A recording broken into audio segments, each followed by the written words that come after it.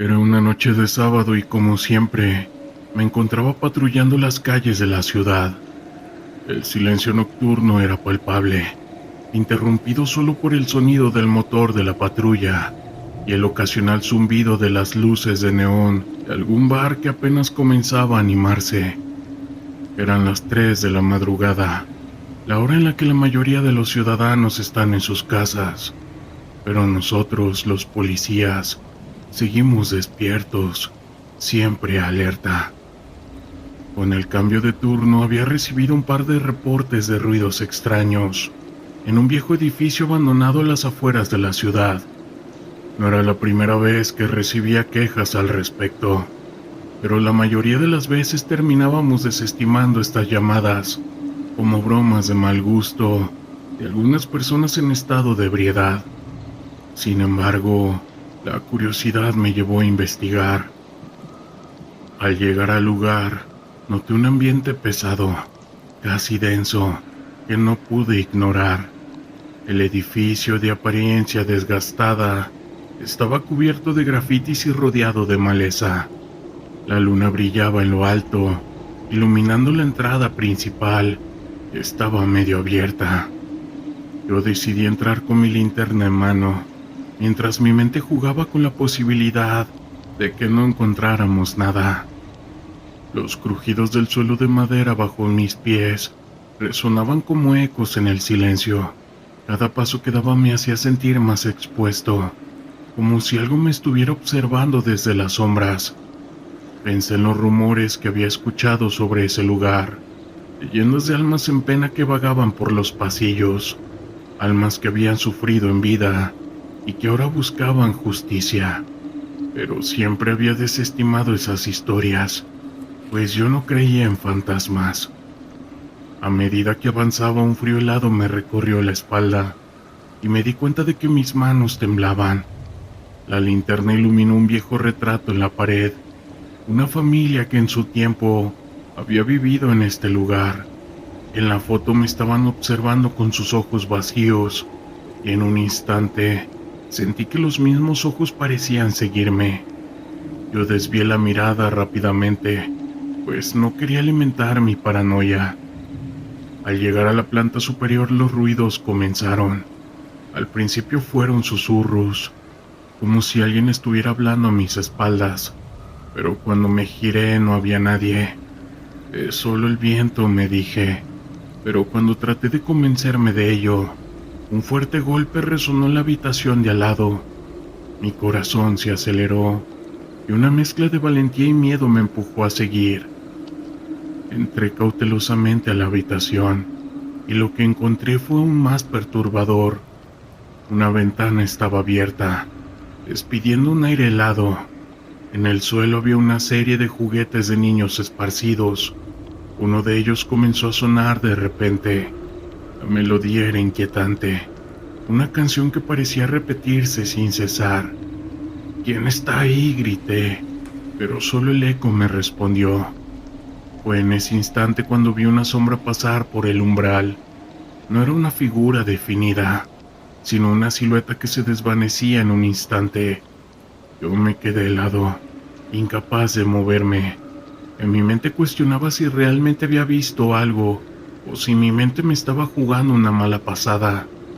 Luego escuché risas infantiles, una risa que resonaba con alegría y desesperación, ambas al mismo tiempo. Yo decidí que era hora de salir de ahí. Me dirigí hacia la escalera, pero el ambiente se tornó hostil. Las paredes parecían cerrarse y el aire se volvía más pesado con cada paso que daba. Al llegar a la planta baja sentí una presencia detrás de mí, una sombra que se movía rápido, pero cuando giré la cabeza, solo había oscuridad. Salí corriendo del edificio sin mirar atrás, solo con la adrenalina llevándome a la seguridad de mi patrulla. Esa experiencia me dejó temblando. En radio reporté el encuentro y al poco tiempo, una unidad llegó para investigar. Nunca supe qué fue lo que realmente vimos esa noche, pero desde entonces, cada vez que paso cerca de ese lugar, siento esa misma presión en el aire, esa sensación de que de alguna manera Algo sigue esperando en la oscuridad. Aquella noche el frío calaba los huesos mientras conducía por las desiertas calles de la ciudad. Era mi turno nocturno y como oficial de policía ya estaba acostumbrado a las tensiones y a las sorpresas que venían con la oscuridad.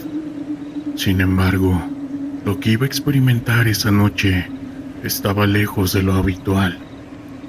Era cerca de la medianoche cuando recibí una llamada por radio. Un vecino había reportado ruidos extraños en una casa, esto en las afueras de la ciudad, y para colmo, la misma estaba abandonada. Un lugar conocido por sus leyendas urbanas. A menudo, la gente decía que estaba maldita, que había ocurrido una tragedia ahí hace años, pero esas eran solo historias que solía ignorar. Sin embargo, el deber me llamó y aunque un ligero escalofrío recorrió mi espalda, decidí investigar. Al llegar la casa se alzaba frente a mí, oscura y silenciosa, con ventanas rotas que parecían ojos vacíos. Apagué el motor del coche y salí, sintiendo el crujido de las hojas bajo mis botas. La luna iluminaba el lugar de manera tenue, y a medida que me acercaba a la entrada, noté que el aire se volvía más denso, casi pesado. Sacudí la cabeza tratando de despejar esos pensamientos. Era solo una casa, pensé. Puse un pie dentro y el sonido de la puerta chirriante resonó en el silencio. La oscuridad me envolvió y utilicé mi linterna para iluminar el camino. Cada paso que daba parecía resonar, como si la casa estuviera respondiendo a mi presencia. Me asomé a las habitaciones, cada una de más deteriorada que la anterior. Grafitis en las paredes, muebles descompuestos y un olor a moho que casi me hizo retroceder. De pronto escuché un ruido detrás de mí, como si alguien hubiera movido un objeto. Me giré rápidamente con mi corazón latiendo con fuerza. No había nada, solo el eco de mis propios pasos. Intenté calmarme recordando que estaba entrenado para manejar estas situaciones, pero la sensación de ser observado me persiguió. Seguí adelante, convencido de que era solo mi mente jugando trucos. Al llegar a la parte trasera de la casa, encontré una pequeña habitación y escuché lo que parecía un llanto. Mi instinto de protección se activó de inmediato. Me acerqué lentamente, con la linterna en mano, y empujé la puerta. Lo que vi me dejó helado.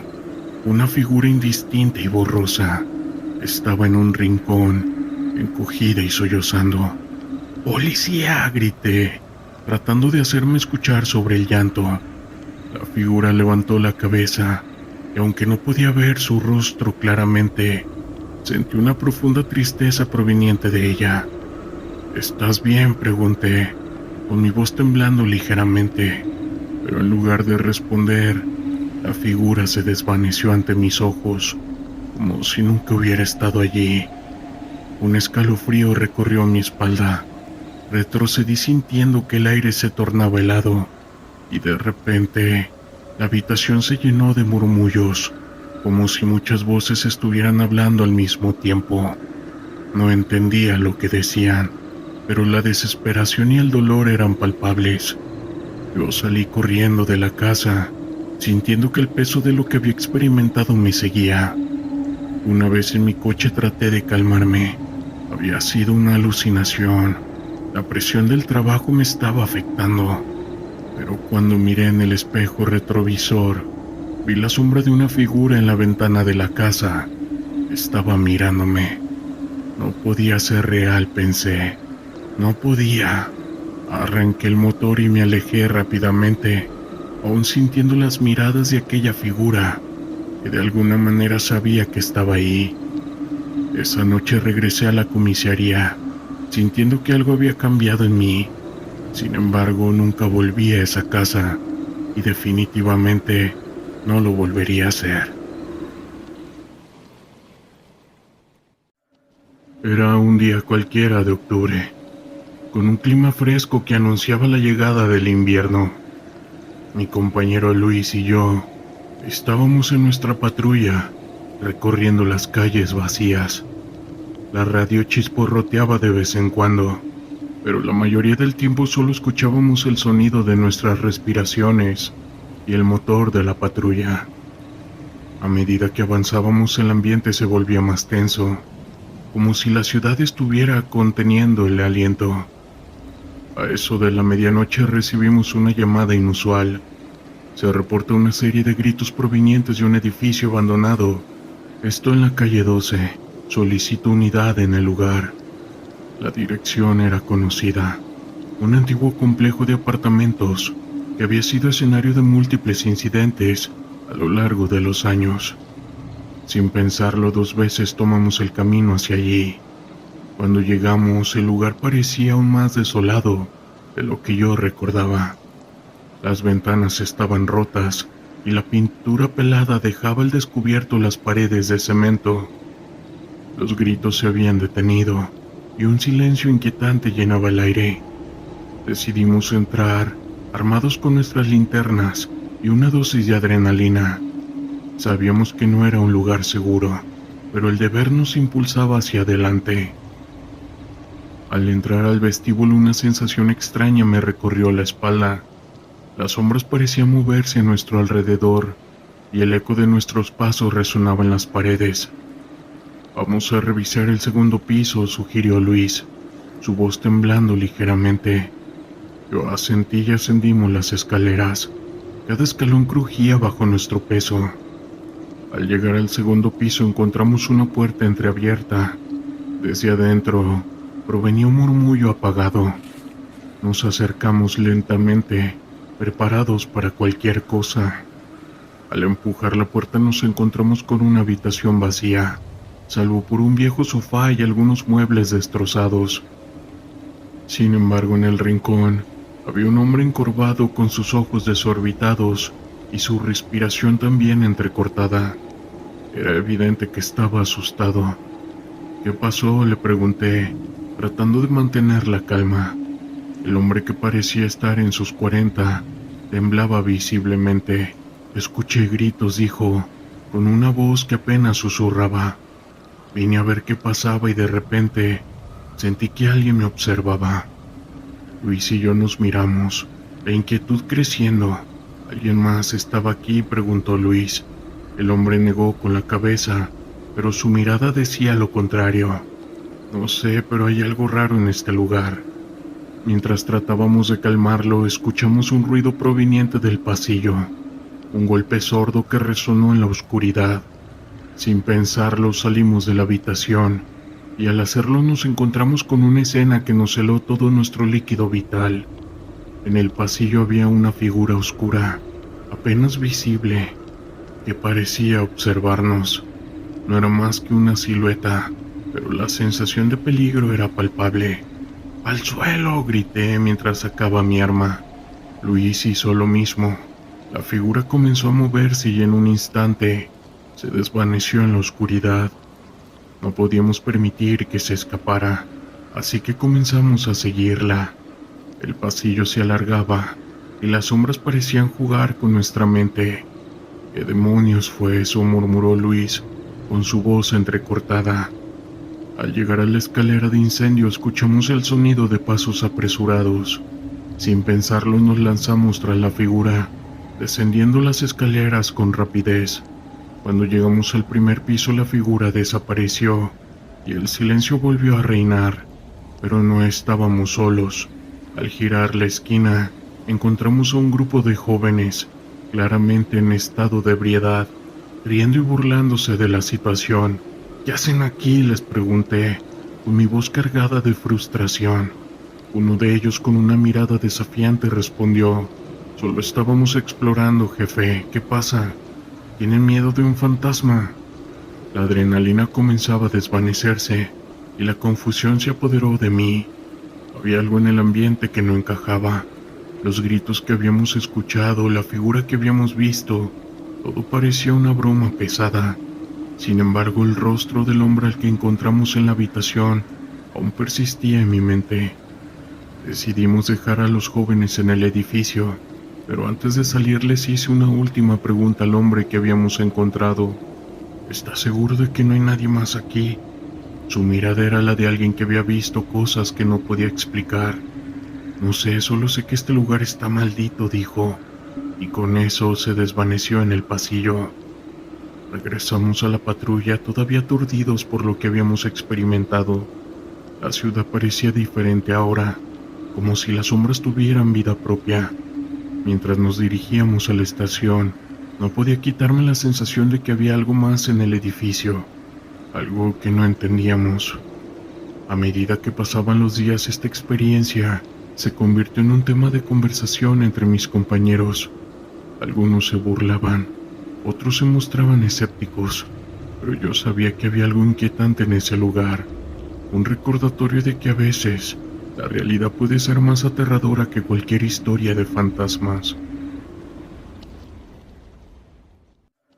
Hola, quiero compartirles una experiencia paranormal que me tocó vivir cuando era oficial de policía en México. Esto sucedió hace algunos años, cuando yo patrullaba las calles de una ciudad en el sur del país. En ese entonces mi compañera era Lidia, una mujer con la que había formado un gran equipo de trabajo a lo largo de los años. Recuerdo que era una noche de octubre. Era demasiado fría y con mucha lluvia. Los truenos eran intensos. Esa noche se venía una gran tormenta. Acabábamos de comprar unas hamburguesas para cenar, pues la noche parecía estar tranquila. Pero todo cambió alrededor de las 11, cuando recibimos una alerta urgente. Nos solicitaban de manera inmediata en un domicilio de la ciudad. No teníamos mucho contexto de la situación, solo que la señora que había llamado a emergencias lloraba y sollozaba, por lo que se le entendía muy poco. Lidia y yo nos dirigimos rápidamente hacia allá. Al llegar notamos que era una casa de un solo piso. La lluvia caía con fuerza y los truenos seguían retumbando, lo que le agregaba más dramatismo a la escena. Mi compañera tocó la puerta, identificándonos como policías. Entonces, una mujer de unos 35 años abrió llorando y gritando que la ayudáramos. Tenía manchas de color rojo en las manos y la ropa. Al entrar vimos en la sala un infante de unos aproximadamente 6 años. Estaba desvanecido. No quisiera ser explícito en los detalles por respeto a la familia. En ese momento llegó la ambulancia para atender al infante. Mientras tanto, Lidia y yo le preguntamos a esa mujer qué había ocurrido. Ella entre lágrimas nos dijo que era la tía de los menores. Nos contó que su sobrina de 11 años también estaba en la casa. Cuando la mujer llegó, vio a su sobrina haciéndole daño a su hermano con un utensilio punzocortante de cocina. Dijo que la niña tenía otra cara, que parecía otra persona, con una sonrisa maligna e inusual. La mujer no se había atrevido a acercarse, pues le temía a su sobrina. Nosotros subimos con cuidado para interrogar a la niña y verificar la historia. Lidia le tocó la puerta del único cuarto cerrado, llamándola para que saliera, diciéndole que solo quería hablar con ella. Pero de pronto escuchamos una risa grave y masculina. Esta provenía desde adentro. Pensamos que tal vez había alguien más con ella, así que decidimos tumbar la puerta. Al entrar, lo primero que vimos fue al infante, sentada debajo de su ropa colgada, mirándonos fijamente con una sonrisa macabra. Mi compañera le preguntó si estaba bien, si había alguien más con ella, pero la infante no respondía, solo nos observaba de esa manera tan perturbadora. Yo comencé a inspeccionar la habitación, pero no había nada más, ni siquiera una radio o televisión donde pudiera venir esa risa. Entonces mi compañera se acercó con cuidado, pero la infante salió corriendo hacia mi compañera gritando. Tuvimos que someterla. Fue una de las cosas más difíciles que hice como policía. Encontramos manchas de líquido vital en su ropa y pies. al igual que el utensilio punzocortante tirado debajo de su closet. La infante confesó haber atacado a su hermano, pero dijo que él había obligado a hacerlo. Interrogamos a la madre y a la tía de ellos. Ellas nos contaron que recientemente la madre había conocido a un hombre que le hacía hacer rituales satánicos en su propia casa, con el fin de volverse millonaria e irse a vivir con él a otro país. Desde que ese hombre apareció en sus vidas, la infante había comenzado a cambiar su comportamiento, volviéndose agresiva y teniendo extraños episodios. Incluso la tía la había sorprendido hablando sola en su cuarto, esto en varias ocasiones. La madre admitió todo esto, diciendo que junto con su pareja practicaban esos rituales en la madrugada cuando llegaban del trabajo. En la casa se encontraron libros y muñecos de brujería. La niña fue ingresada a un centro de menores, mientras que la madre quedó en libertad. Nunca supe más del caso, pero fue una experiencia que me marcó profundamente.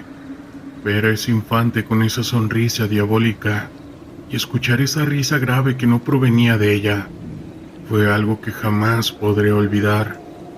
Hasta el día de hoy me sigo preguntando qué fue lo que realmente sucedió esa noche. ¿Acaso la infante fue poseída por algún demonio? ¿O todo fue producto de esos rituales satánicos que su madre realizaba? Es algo que dejo a su criterio. Crecí escuchando las historias que mi abuelo me contaba sobre el pueblo donde nació, un lugar que según él ya no existe, un pueblo fantasma oculto entre las montañas del estado de Oaxaca. Mi abuelo siempre fue un hombre reservado, de pocas palabras, alguien que había vivido demasiado como para preocuparse por lo que otros pensaran. Nunca le gustó hablar del pueblo donde nació, de hecho evitaba mencionarlo. Yo, siendo un niño curioso, le hacía preguntas sobre su infancia y su familia, pero él se cerraba a contarlo. Fue hasta que cumplí 18 años, cuando él ya era un anciano con la mirada perdida y llena de cicatrices. Me contó lo que sucedió cuando vino al mundo. Lo hizo sin emoción, como si contar la historia fuera una carga pesada que necesitaba dejar atrás antes de que fuera demasiado tarde. Y esta es la historia que me contó mi abuelo. Nació en un pueblo que según él ya no existe, un lugar que no aparece en los mapas ni en las rutas de viaje, un pueblo de casas de adobe, caminos de tierra y una atmósfera tan pesada que cada amanecer se sentía sombrío. Un lugar gobernado no por leyes, sino por un grupo de mujeres que todos conocían como las brujas. Eran mujeres que, según se decía, tenían el poder de moldear la realidad a su antojo, haciendo tratos con fuerzas que ningún hombre sensato se atrevería a mencionar. Nadie en el pueblo hablaba abiertamente sobre ellas, pero todos sabían que estaban ahí, vigilando, ocultas en las sombras. La gente creía que esas mujeres eran capaces de oler a todos los recién nacidos o a las mujeres embarazadas. Era común escuchar que si un bebé nació en el pueblo, no pasaban más de unos días antes de que desaparecieran, sin dejar rastro alguno. Las historias contaban que las brujas los tomaban, usándolos en rituales oscuros para mantener su juventud y sellar pactos con entidades poderosas. En su desesperación, algunos padres incluso los entregaban voluntariamente a cambio de favores, ya fueran cosechas más abundantes, más ganado o simplemente una vida un poco menos miserable. El pueblo estaba atrapado bajo el control de esas mujeres. Mis bisabuelos, al igual que otros, vivían con el constante miedo de ser los siguientes. Pero mi bisabuela, cuando se enteró de que estaba embarazada, decidió que su hijo no sería una ofrenda para esas criaturas. Mi abuelo aún no había nacido cuando comenzaron a trazar un plan para escapar. Sabían que no podían simplemente irse, pues las brujas vigilaban cada salida, y si detectaban el olor de una mujer embarazada, era casi seguro que la capturarían. Con lo poco que tenían, mis bisabuelos lograron contactar a un hombre que se dedicaba a transportar el ganado entre los pueblos y ciudades más grandes. Este hombre de pocas palabras y con una reputación dudosa, aceptó ayudarlos a cambio de una cantidad que para ellos representaba todo lo que habían ahorrado en su vida. Sin embargo, era la única manera de salvar a su hijo. El plan era peligroso y arriesgado. Mi bisabuela se escondió entre el ganado, cubierta con estiércol y paja para disfrazar su olor, mientras mi bisabuelo se encargaba de distraer cualquier atención que pudiera atraer. Durante la noche antes de partir, la ansiedad en la casa era palpable. Mi bisabuela apenas podía respirar, aterrada de que las brujas aparecieran antes de que lograran escapar. A cada sonido que provenía del exterior, sus manos se apretaban más fuerte sobre su vientre, orando en silencio para que su hijo llegara a un lugar seguro. Esa noche, mientras el carro avanzaba por los polvorientos caminos que llevaban fuera del pueblo, mi bisabuela escuchaba los mugidos del ganado y los pasos pesados de los caballos que tiraban del carro. Sabía que cualquier error podría ser fatal. Si las brujas los descubrían, no solo se llevarían a su hijo, sino que probablemente los condenarían a todos. Sentía que algo la observaba desde los árboles al costado del camino, pero se obligó a no mirar, temerosa de lo que pudiera encontrar si lo hacía. El viaje fue largo y tenso, pero al final llegaron a su destino, una ciudad lejana donde las historias sobre brujas y magia oscura no tenían el mismo poder que en su viejo pueblo. Ahí, lejos de los ojos vigilantes de esas mujeres, mi abuelo pudo nacer a salvo. Mi abuelo decía que esa fue la única vez que su madre habló de su antigua vida, y que a partir de ese día hicieron todo lo posible para olvidarlo. Cambiaron de nombre y nunca volvieron a mencionar el pueblo ni a las brujas. Sin embargo, siempre había algo que les recordaba de dónde venían. Algunas veces la paranoia de creer que alguien los vigilaba, ver sombras de reojo en la oscuridad de la noche, o incluso sueños perturbadores. A veces, al caer la noche, mi bisabuela se despertaba temblando, asegurando haber escuchado susurros, voces de mujeres que maldecían a su hijo y su existencia. Con el tiempo, se enteraron de que el pueblo quedó abandonado. La gente que intentaba escapar, como mis bisabuelos, se fue marchando poco a poco. Los que se quedaban ya no tenían hijos, pues el miedo era demasiado grande. Al final las casas quedaron vacías y las brujas, si es que seguían ahí, desaparecieron entre las ruinas. Desgraciadamente la historia no terminó ahí. Cuentan los pocos que han regresado que ese lugar sigue vivo, pero de una manera oscura y macabra. Algunos exploradores han intentado entrar al pueblo, solo para salir corriendo después de unos minutos. Dicen que la atmósfera es irrespirable, como si el mismo aire estuviera cargado de una energía maligna. Hay quienes afirman haber visto ancianas de aspecto moribundo salir del bosque, observándolos desde lejos, tal como las brujas hacían con los recién nacidos.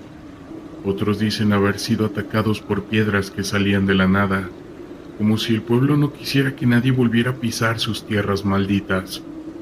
Una de las historias más inquietantes es la de un grupo de jóvenes que hace unos años decidieron acampar cerca del lugar.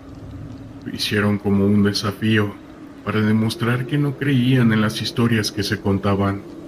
Pero esa misma noche, algo extraño sucedió. Uno de ellos se alejó del campamento, atraído por una figura que creyó ver entre los árboles. Los demás preocupados fueron tras él, pero no lo encontraron.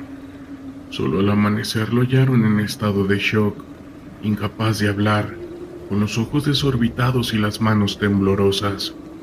Al llevarlo de vuelta a la ciudad, todo lo que pudo decir fue que vio una mujer con ojos negros, vestida de harapos, observándolo desde la distancia y comenzando a caminar con sus 4 extremidades, así como arrastrándose, acercándose a él. La historia de ese pueblo ha quedado enterrada en el olvido, al igual que las personas que alguna vez vivieron ahí. Mi abuelo siempre me advertía que nunca intentara buscar ese lugar, y ahora ese pueblo está vacío. Algo me dice que las brujas nunca se fueron. Puede que no tengan vida, pero lo que hicieron en vida las ató para siempre a ese lugar. Mi abuelo don Ernesto siempre nos contaba esta historia cuando íbamos a visitarlo en las vacaciones. Él nació y se crió en San Martín, y a pesar de haber tenido la oportunidad de mudarse a la ciudad, siempre ha preferido quedarse en su querido pueblo natal, allá por las montañas del estado de Hidalgo. Según nos relataba mi abuelo, todo comenzó hace más de 50 años, cuando los habitantes de San Martín decidieron reconstruir una zona del pueblo que se encontraba en total abandono. Cuentan que cuando llegaron a ese lugar, se encontraron con un escenario desolador, animales sin vida por todas partes, casas en ruinas y un olor a azufre que les revolvía el estómago. Pese a las advertencias de algunos ancianos del pueblo, que les aconsejaron alejarse de ese lugar maldito, los lugareños se empeñaron en recuperar esa zona. Poco a poco comenzaron a limpiar y a reconstruir las viviendas, con la esperanza de hacer de ese lugar un sitio habitable nuevamente. Sin embargo, no tardaron en empezar a ocurrir cosas extrañas. Mi abuelo recuerda que durante las noches se escuchaban gritos y lamentos que parecían provenir de la zona en reconstrucción. Algunos vecinos incluso aseguraban haber visto personas encapuchadas rondando por los alrededores. Pero lo más aterrador fue lo que le sucedió a don Armando, uno de los hombres que se había encargado de la remodelación. Una noche, cuando regresaba a su casa después de trabajar, se perdió en la niebla y terminó en un antiguo cementerio. Según su relato, allí se encontró con una procesión de seres fantasmales que lo rodearon y lo aterrorizaron hasta que se logró escapar. Después de ese incidente, la gente del pueblo se negó a seguir trabajando en la reconstrucción. Temían que algo terrible les pudiera ocurrir si se adentraban en esa zona maldita. Fue entonces cuando el padre Andrés, el sacerdote del pueblo, les aconsejó utilizar un método de protección ancestral. Él les sugirió tallar 7 tablas de madera con pasajes de la Biblia y colocarlas en puntos estratégicos de la zona abandonada, para así ahuyentar a las fuerzas malignas que las echaban. 2 hombres del pueblo, don Sergio y don Raúl, fueron los encargados de llevar a cabo esta tarea. Trabajaron en secreto, sin que nadie más se enterara, y lograron colocar las 7 tablas bendecidas en los lugares indicados por el padre Andrés. Desde entonces, se dice que los sucesos extraños parecieron detenerse. La gente del pueblo pudo continuar con la reconstrucción sin mayores inconvenientes. Sin embargo, la tranquilidad no duró mucho. Hace unos meses mi abuelo me contó que habían encontrado la primera de las 7 tablas sagradas. Alguien las había arrancado de su lugar y la había dejado a la vista de todos, allá en la plaza principal del pueblo.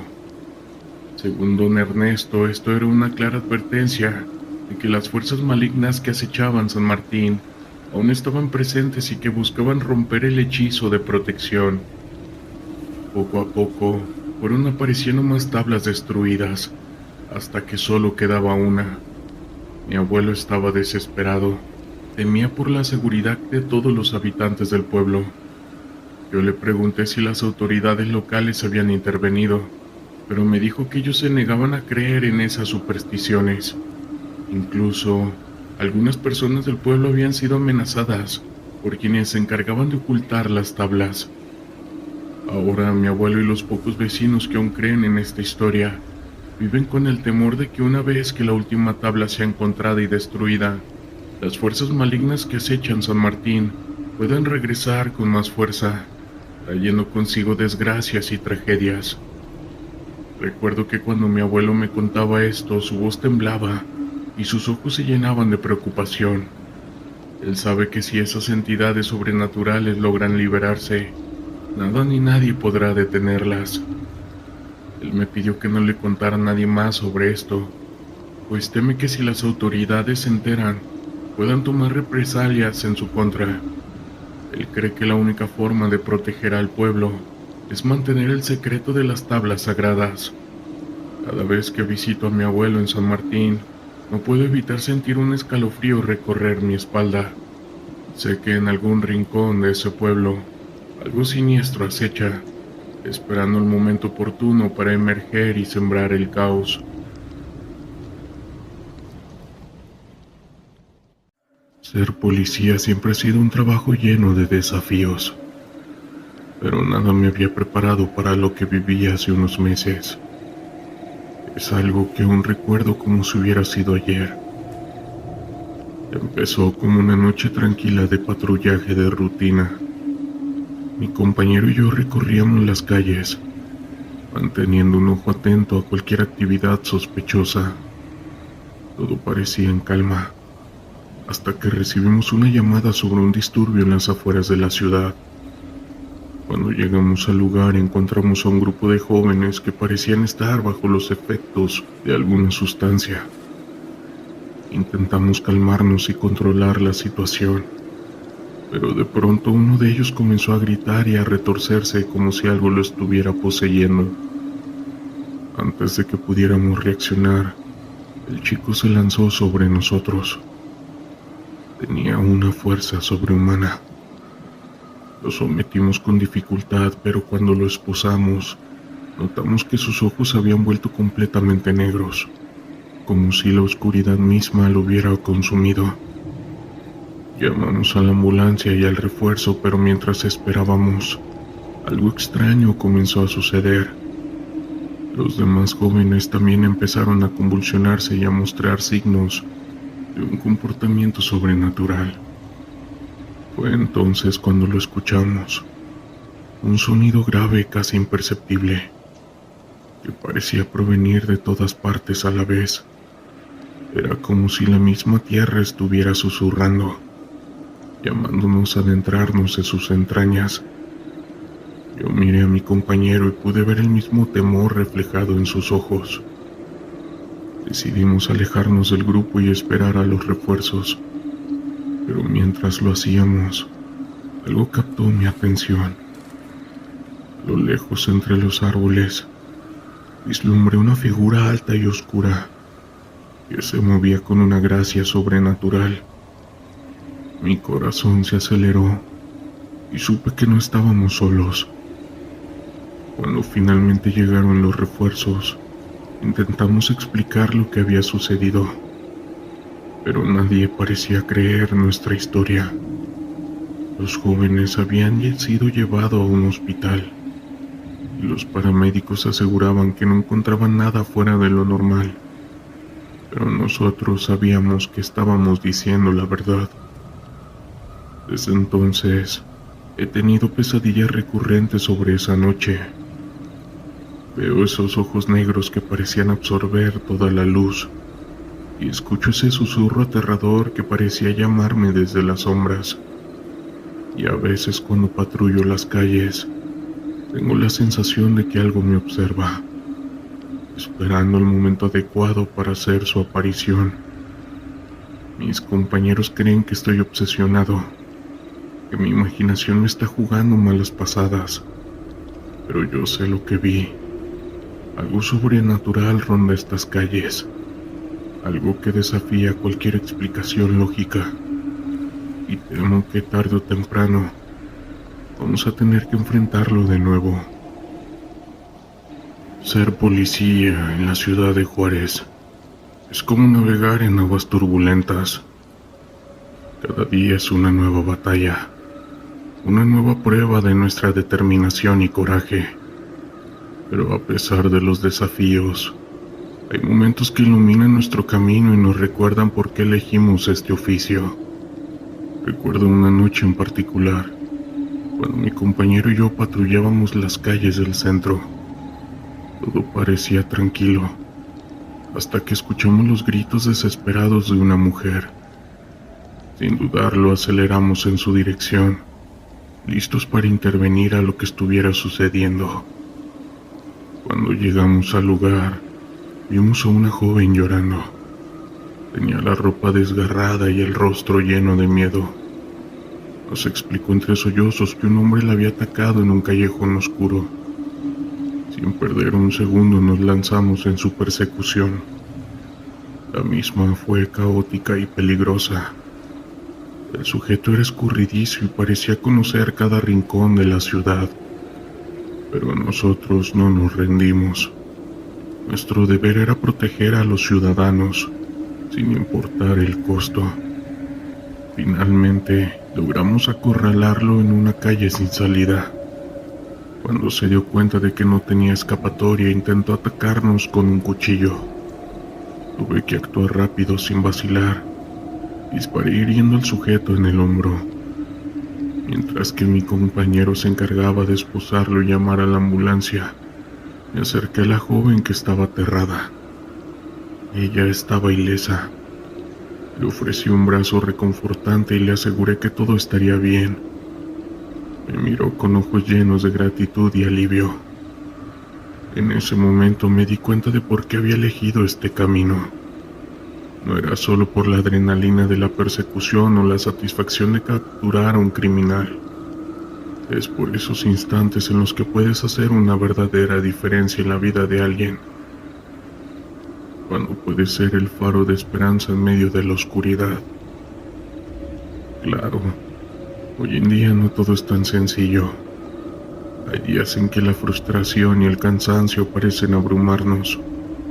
Cuando vemos cómo la delincuencia sigue creciendo, a pesar de nuestros esfuerzos. Cuando la burocracia y la política interfieren con nuestra labor, no hay nada que se pueda hacer. La noche en Tijuana siempre tiene un aire de tensión, una sensación de peligro latente que flota en el ambiente. Mi nombre es Diego Martínez. Soy un investigador de sucesos dentro del cuerpo de policía. Y esa noche me encontraba en la comisaría, revisando algunos informes, cuando llegó la llamada que cambiaría todo. Había sucedido un nuevo homicidio. Este estaba reportado en la zona de la Avenida Revolución, en un área conocida por su vida nocturna. Al llegar a la escena del crimen, el ambiente era sombrío.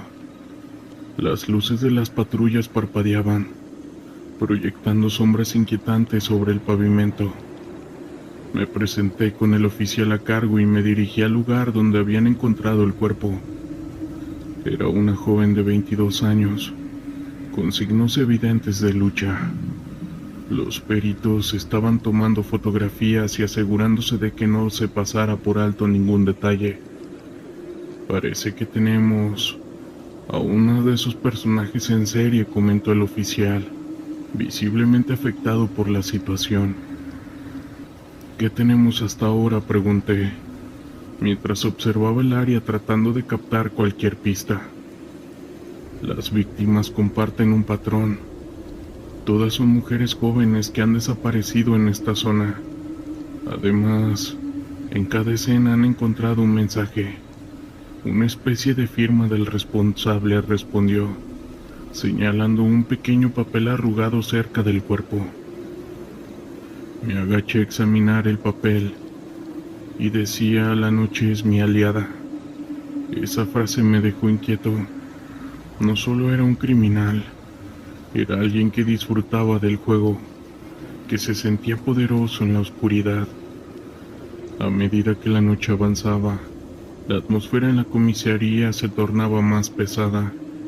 Las noticias sobre el caso se propagaban rápidamente y la presión para resolverlo aumentaba.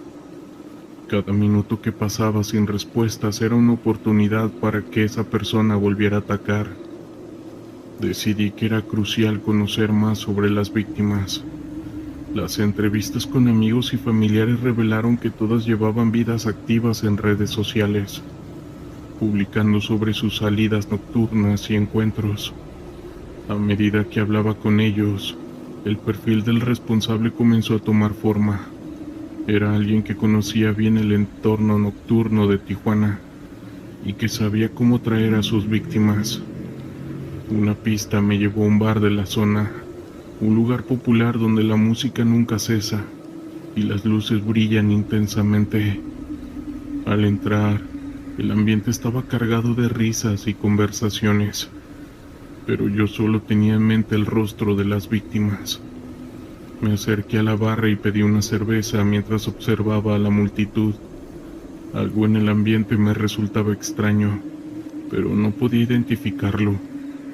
Mientras observaba, noté un hombre que parecía estar demasiado interesado en una joven que estaba sentada sola.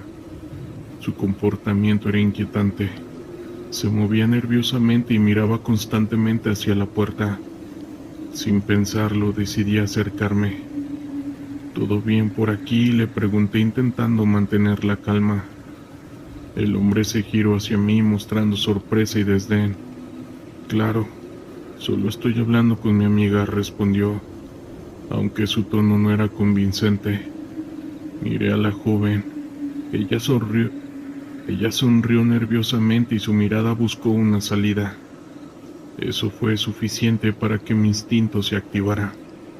Te sugiero que te alejes de ella, dije manteniendo un tono firme. El hombre frunció el ceño, pero antes de que pudiera responder sentí un empujón en mi espalda. Al girarme, vi a otro hombre más grande que trataba de interponerse entre nosotros. ¿Qué te importa?, dijo con un tono amenazante. Sin dudarlo saqué mi identificación. Soy policía, esta joven no está en un lugar seguro. El hombre más pequeño retrocedió un paso, pero el grandote no estaba dispuesto a dejarme en paz. La tensión en el aire se hizo palpable, y la situación se tornó caótica. La música se apagó y la multitud comenzó a dispersarse. «¡Salgan de aquí!», grité tratando de mantener la calma. En medio de la confusión, el hombre que había estado acechando a la joven desapareció entre la multitud. No pude evitar pensar si tal vez era él. Se había estado buscando a su próxima víctima.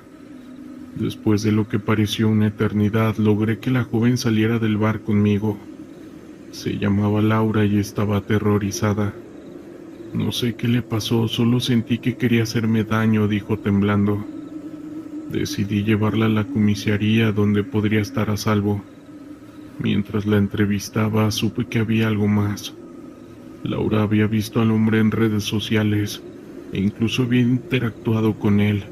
Eso significaba que podía ser parte de un círculo más amplio de personas relacionadas con el caso. A medida que la noche avanzaba, sentí que nos acercábamos a atrapar a esta persona. Con la información de Laura pude rastrear las cuentas relacionadas y, con la ayuda de mis compañeros, comenzamos a armar un perfil más claro del sospechoso.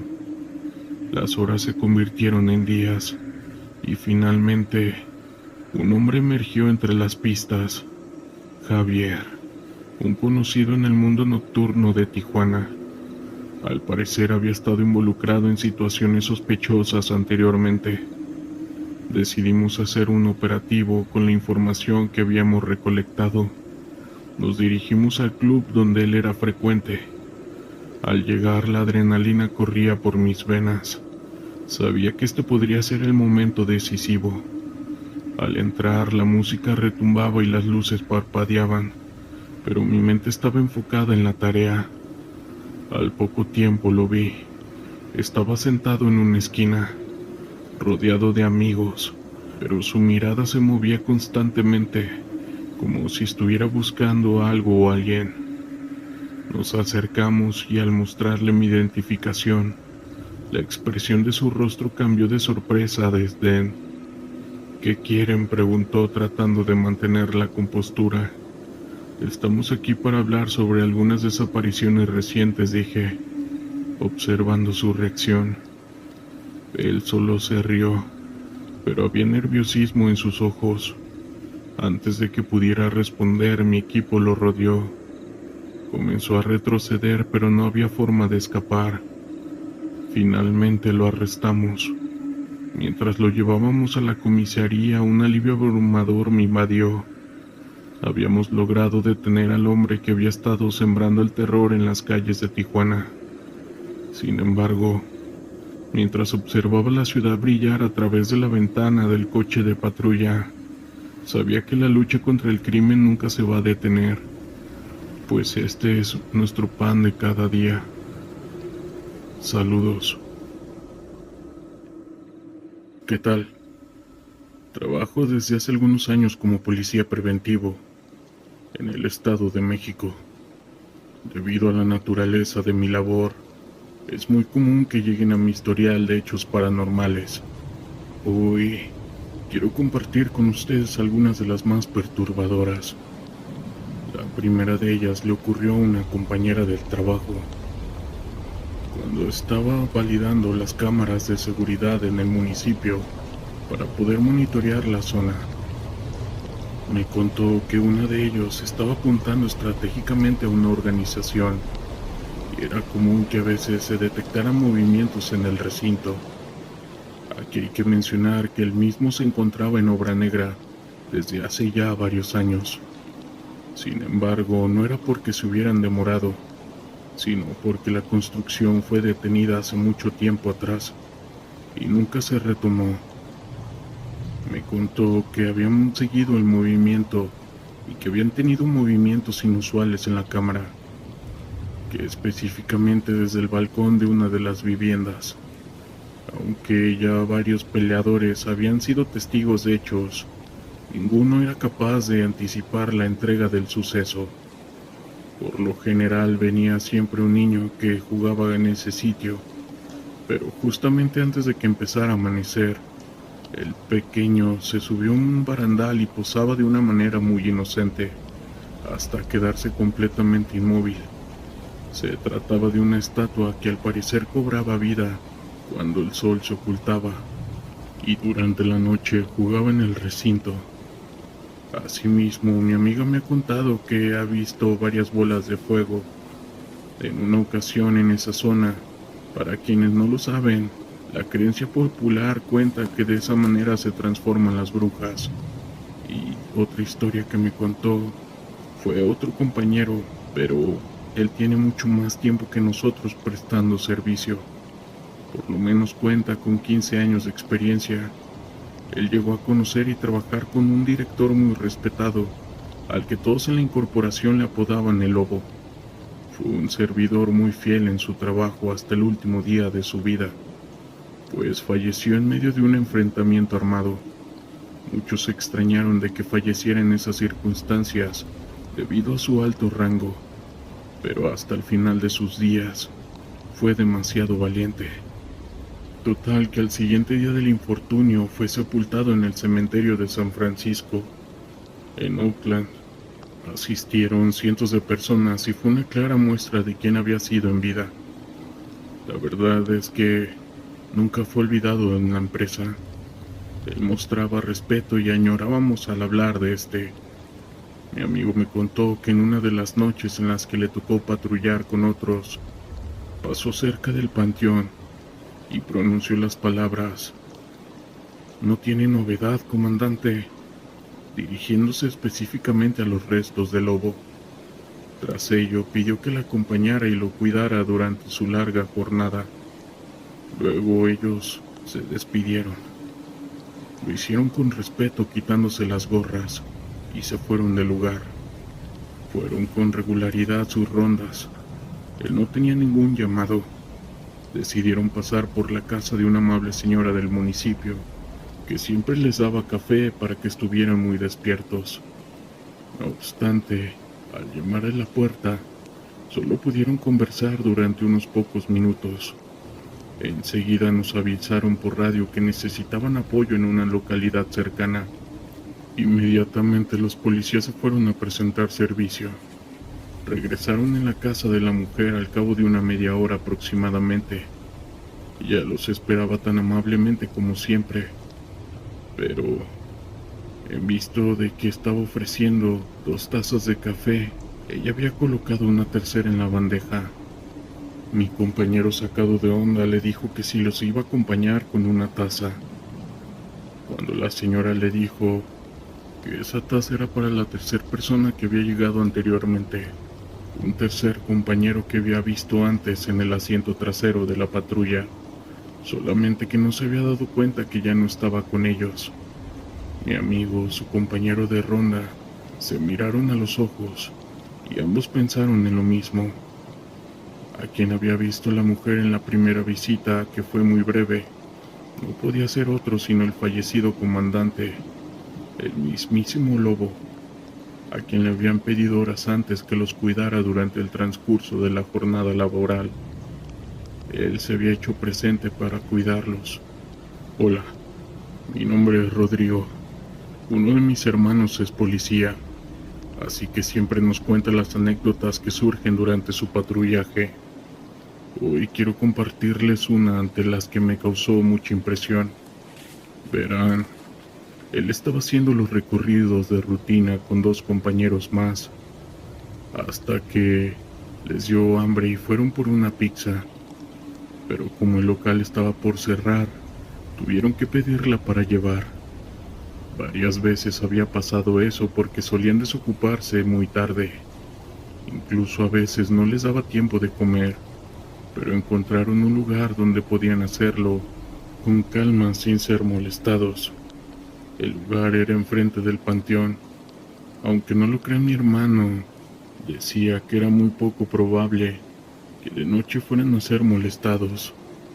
Ellos estaban costeando sus cenas y siendo pasadas las 11 de la noche, entre charlas y risas, escucharon murmullos que provenían de una zona que no estaba iluminada. Y eso era un silencio para tratar de escuchar, pero el sonido también se detuvo. No le dieron importancia y siguieron en lo suyo, cuando alguien empezó a lanzar piedras muy pequeñas hacia donde ellos estaban. En eso se preocuparon, y con ayuda de sus linternas, mi hermano y uno de los compañeros se acercaron a investigar de qué se trataba. El tercero de ellos estaba diciendo que estaban exagerando, que había que tener miedo de los vivos y no de los no vivos. No obstante, le siguió también con su linterna encendida. A los pocos segundos de que se alejaran de la patrulla, tuvieron que devolverse porque empezó a sonar un ruido estrepitoso dentro de ella. Cuando se acercaron a ver qué pasaba, no vieron nada dentro. Se habían llevado el GPS del vehículo. El incrédulo del grupo, que era quien estaba a cargo de la unidad, sintió que sus compañeros estaban jugándole una broma pesada, así que les pidió que por favor devolvieran el aparato. Ellos les dijeron que no habían hecho nada, y le explicaron que sería imposible que estuvieran tras todo eso, ya que siempre estuvieron delante de él en todo momento. Al darse cuenta de que era materialmente imposible, su acusación se resignó, y les comenzó a creer y sin mayor escándalo, decidió que se retiraría en el sitio. A fin de cuentas se habían comido y debían seguir patrullando las calles. Estuvieron dando un recorrido durante un par de horas hasta que recibieron un llamado por radio. Les avisaron que en ese momento había una persecución a un auto de alta gama. Acto seguido activaron la sirena y se dirigieron hacia donde les habían indicado para prestar apoyo. En el camino se encontraron con otra patrulla y, asumiendo de que ésta se dirigía al lugar donde estaban desarrollándose la persecución, la siguieron. El auto de la policía se metió por caminos muy oscuros. Aceleró para ir muy rápidamente, por lo cual el conductor de la patrulla en el que iba mi hermano hizo lo mismo. Iban prácticamente guiados por la luz roja y azul del vehículo delantero, pero en algún momento del trayecto dejaron de seguirles y frenaron en seco, pues se percataron que estuvieron a nada de caer a un barranco. Los tres se bajaron de la patrulla, sacaron sus linternas para ver de qué se trataba, pero no encontraron nada, ni rastros del auto. Era como si se los hubiera entregado a la tierra, o como si jamás hubieran existido. Pero los tres lo habían visto todo, y era bastante extraño. Por radio les avisaron que debían llegar a cierto punto. Ellos se subieron al auto y dieron la vuelta para dejar su lugar en el camino.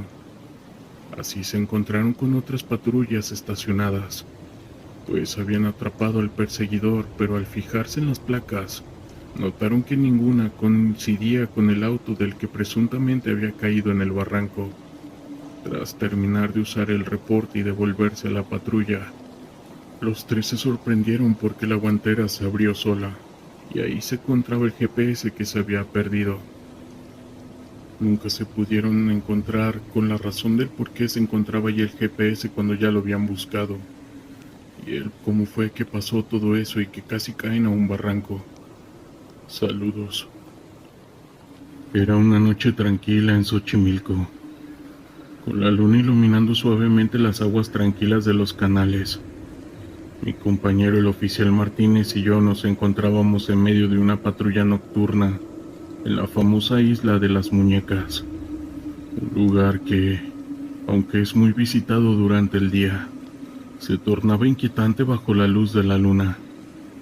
Habíamos recibido informes sobre un grupo de adolescentes que habían desaparecido mientras disfrutaban de una fiesta en la isla, lo que generaba gran preocupación entre los habitantes del área. Al desembarcar, la isla nos recibió con un silencio abrumador, interrumpido únicamente por el suave murmullo del viento. Las muñecas colgadas de las ramas de los árboles parecían mirarnos con sus ojos vacíos, creando una atmósfera inquietante. ¿Te imaginas lo que sería estar aquí solo en la oscuridad?, comentó Martínez, tratando de poder calmar la situación, aunque su voz traicionaba una leve inquietud. Definitivamente no querría estar aquí sin compañía, respondí, sintiendo un escalofrío recorrer mi espalda. Decidimos investigar el misterioso murmullo que habíamos escuchado a medida que avanzábamos por el sendero cubierto de hojas. La sensación de ser observados se intensificaba. Al llegar a un claro nos encontramos con un grupo de adolescentes visiblemente asustados. «Oficial, estábamos aquí y de repente escuchamos voces que nos llamaban», dijo una joven, con el rostro pálido y temblando de miedo. Martínez y yo intercambiamos miradas, sintiendo que la atmósfera se volvía cada vez más tensa. Mientras comenzábamos a guiarlos de regreso, escuchábamos voces que parecían seguirnos, resonando en el aire como un eco de advertencia. A medida que cruzábamos el sendero, noté que las muñecas parecían moverse sutilmente, como si estuvieran vivas. Me detuve un momento, sintiéndome mareado por la inquietante sensación de que algo más estaba ocurriendo. Mi compañero al ver eso me preguntó que si estaba bien, y yo solamente asentí diciéndole que sí, que solamente era este lugar, tratando de sacudirme la sensación de incomodidad. Finalmente llegamos a la lancha. Los adolescentes subieron con prisa y mientras nosotros nos preparábamos para zarpar, el murmullo se desvaneció lentamente, como si la isla estuviera exhalando un suspiro de alivio. Mientras navegábamos de regreso, no pude evitar mirar hacia la isla, donde las muñecas seguían colgadas, inmóviles en la penumbra. Un escalofrío recorrió mi cuerpo al pensar en lo que había sucedido esa noche. ¿Crees en esas historias sobre el lugar?, preguntó Martínez rompiendo el silencio. No estoy seguro, pero hay algo en este sitio que no puedo ignorar, respondí, sintiendo que la experiencia de esa noche se quedaría grabada en mi memoria. Al llegar con los padres de los adolescentes, estaban desesperados, pero al ver a sus hijos sanos y salvos, el alivio en sus rostros era evidente. Mientras se reunían, no pude evitar sentir que habíamos estado al borde de cruzar una línea peligrosa, una que no se podía ver, pero que acechaba entre las sombras de la isla. Historias de terror de la internet.